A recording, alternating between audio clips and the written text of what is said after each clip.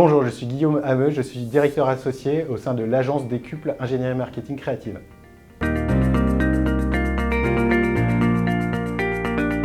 Alors c'est hyper important pour les marques de récupérer cette data, c'est voire même indispensable puisque finalement c'est cette data-là qui va permettre de contacter directement le client, de pouvoir segmenter sa base de clients en fonction des enjeux qui sont identifiés par les marques, de pouvoir finalement adresser le bon message à la bonne personne au bon moment.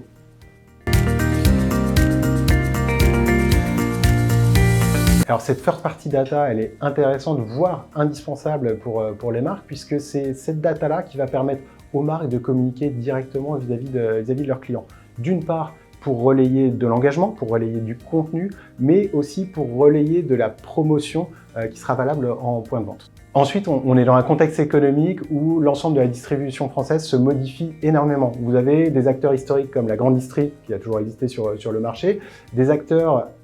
historiques mais émergents que sont les petites surfaces et les moyennes surfaces qui se développent énormément à l'heure actuelle. Et vous avez l'arrivée de différents modèles économiques de distribution, tels que la livraison à domicile avec des acteurs comme Cajoo, etc., qui vient finalement multiplier le nombre de touchpoints qu'une marque peut avoir vis-à-vis de son client et ce qui va venir perturber finalement le discours qu'une marque veut avoir vis-à-vis de son client. Alors, il existe énormément de méthodes de collecte de la data. Ça peut se faire par le digital, ça peut se faire en magasin,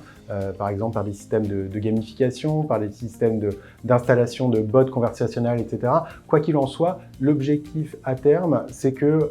on aille collecter de la data et qualifier finalement cette data de manière à ce qu'elle puisse être réutilisée de manière intelligente par les marques par la suite.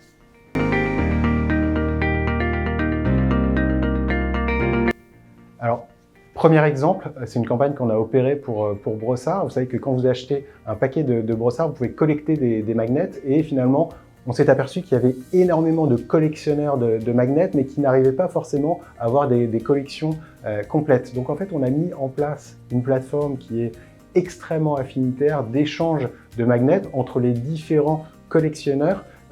plateforme qui nous a servi et qui a servi d'ailleurs à Brossard à pouvoir collecter de la data extrêmement qualifiée sur la base de ses consommateurs les plus fidèles.